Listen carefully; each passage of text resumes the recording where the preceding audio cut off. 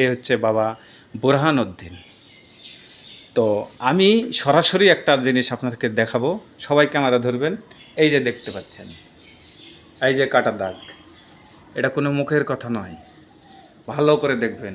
এই যে দেখেন কাটা দাগ আছে তো নাকি? একটু যদি আমরা আপনাদের ঘুরে ঘুরে দেখাই, এই যে দেখুন, আমরা কিন্তু ঘুরে দেখাচ্ছি।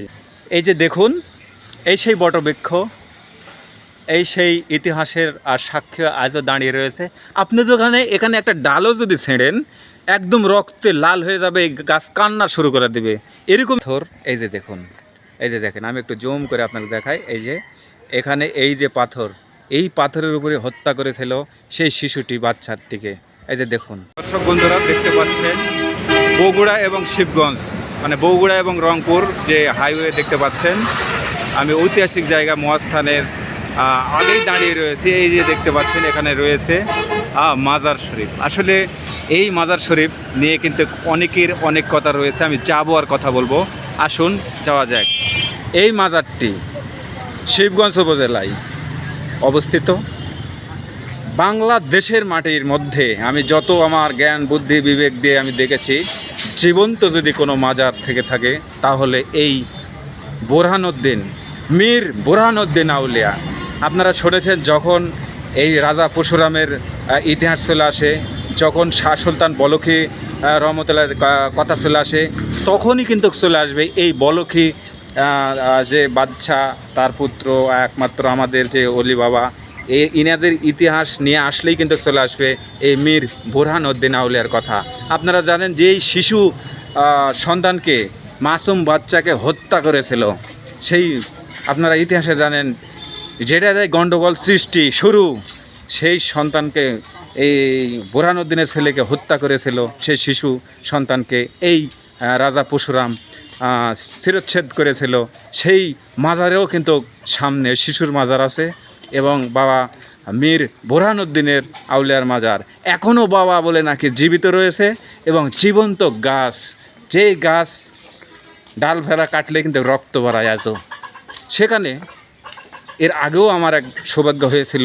আমার যে সেখানে আমি ভিডিও করেছি, সেখানকার খাদেম আমাকে বলেছিল যে এটাই বাবা বুরহানুদ্দিন, এবং আমি দেখাবো। সেই গাছ বলে নাকি কথা বলে, গাছ বলে নাকি কেটে মাটিতে পড়ে যাওয়ার পরও সে গাছ জীবিত হয়ে যায়, আর সে নাকি কথা বলে।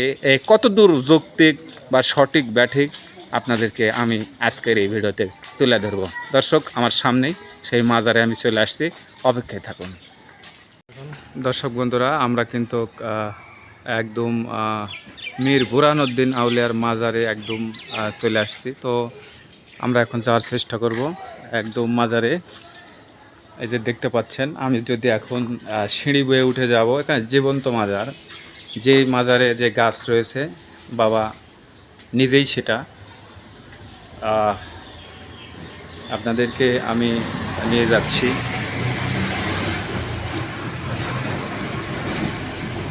দেখতে পাচ্ছেন কি সুন্দর কোরআনের আয়াত বা এটি লেখা রয়েছে। আমি প্রথমে একটু বাবাকে আমি সম্মান প্রদর্শন করব। তো যাই হোক, এই যে দেখতে পাচ্ছেন, বাবা যেন আমাকে ক্ষমা করেন, কারণ ওলি আল্লাহর দেশ বাংলাদেশ, বাবাকে হাজারো হাজারো লাখো কোটি সালাম ভক্তি রেখে আমি বাবাকে স্মরণ করি। আসলে ওলি আল্লাহর দেশ বাংলাদেশ, এ হচ্ছে বাবা বুরহানুদ্দিন। তো আমি সরাসরি একটা জিনিস আপনাদেরকে দেখাবো, সবাই ক্যামেরা ধরবেন। এই যে দেখতে পাচ্ছেন, এই যে কাটা দাগ, এটা কোনো মুখের কথা নয়, ভালো করে দেখবেন। এই যে দেখেন কাটা দাগ আছে তো নাকি? একটু যদি আমরা আপনাদের ঘুরে ঘুরে দেখাই, এই যে দেখুন, আমরা কিন্তু ঘুরে দেখাচ্ছি, তারপরে কথা বলবো। এই সেই গাছ, এই গাছে এখনই ঠোকা মারবেন, আপনার গা থেকে যেমন রক্ত বাড়াবে, এই গাছ থেকেও কিন্তু রক্ত বাড়াবে। ইনি আর কেউ নয়, ইনি বুরহানুদ্দিন আউলিয়া। তার স্বামী স্ত্রী দুজন এখানে রয়েছেন, এবং পার্শ্বে এই যে লাল রক্ত, মানে তাকে শহীদ করেছিল সেই ভণ্ড রাজা। আমি কিছুক্ষণ আগেও বলেছি, সেই রাজা পরশুরাম ছোট্ট মাসুম বাচ্চাকে হত্যা করেছিল, সেই রক্তে লাল হয়ে আছে। ওই গাছে তো আমি ওই পাশে নিয়ে যাব। তবে এই যে এখন যে দেখতে পাচ্ছেন একটা বটবৃক্ষ গাছ, যাকে আমরা পাইকড় গাছ বলি, দেখেন এই যে এই যে কাটা দাগ। তো যাই হোক ওই পাশের থেকে আমি দেখানোর চেষ্টা করব। তো এই হচ্ছে মীর বুরহানুদ্দিন আউলিয়ার যে রোজা শরীফ। এখানে খোদায় লিখিত, এখানে সুন্দর করে কালেমা লেখা আছে লা ইলাহা ইল্লাল্লাহু মুহাম্মাদুর রাসূলুল্লাহ। আমি এখানে একটা ভুল ধরলাম, ওলি আল্লাহর দেশ বাংলাদেশ। আমার জীবনে কালমাতেই যদি আমরা না পড়তে পারি, এখানেই যদি ভুল করি, তাহলে তো আমাদের রহমত বরকত কিছুই পাবো না। লা ইলাহা ইল্লাল্লাহু মুহাম্মাদুর রাসূল আল্লাহ হবে, কিন্তু লুল্লাহ এখানে রয়েছে একটি ভ্রান্ত। যাই হোক, এটা নিয়ে আমি পরে কথা বলবো। আপনারা জানেন সেই জার্নালিস্ট মোশাররফ হোসেন ইমন, আমি কখনো সত্য কথা আমি আপনাদের কোনো লুকাবো না। তো যাই হোক, এই সেই গাছ। তো যাই হোক, আমি একটু অন্য চ্যানেলে কথা বলবো এখন, আপনারা একটু অপেক্ষায় থাকুন। দর্শক বন্ধুরা, এই যে আমরা বলছিলাম যে মাজার থেকে আমরা বেরিয়ে আমরা কিন্তু ওই পাশে যাচ্ছি, কারণ এই ঐতিহাসিক জায়গা, এই শিবগঞ্জের মাটি সোনার চাইতেও খাঁটি। প্রত্যেকটা পা ফেলতেই যেন গা শিউরে ওঠে, কারণ কোথায় আমার মীর বুরহানুদ্দিনের পা মুবারক রয়েছে, আর কোথায় যেন শাহ সুলতান রহমতুল্লাহ বলকির রহমত তার কদম রয়েছে, আর আমরা নাকি এই স্যান্ডেল জুতা নিয়ে পড়তেছি, আসলে ভয় হয়। তো যাই হোক, আমি আর আপনাদেরকে বলবো, এই সেই আমি চলে আসলাম। এই যে দেখুন, এই যে আমি একটু ফটো নিয়ে নিচ্ছি ভিডিওর মধ্যে। তো এই যে দেখুন, এই সেই বটবৃক্ষ, এই সেই ইতিহাসের সাক্ষ্য আজও দাঁড়িয়ে রয়েছে। আপনি যখন এখানে একটা ডালও যদি ছেড়েন, একদম রক্তে লাল হয়ে যাবে, এই গাছ কান্না শুরু করে দেবে। এরকমই কিন্তু ইতিহাস এই গাছগুলোর সাক্ষী দিচ্ছে। ঠিক আছে, এই যে দেখুন, তারপরে এই যে দেখুন, এই সেই গাছ, আমরা দেখালাম এই সেই গাছ। আর ভিতরে তো মীর বুরহানুদ্দিন আউলিয়ার মাজার, আর এটা তার ছেলে। আমি পরের ভিডিওতে আবারও আসতে যেই আমি আগে করে নিই।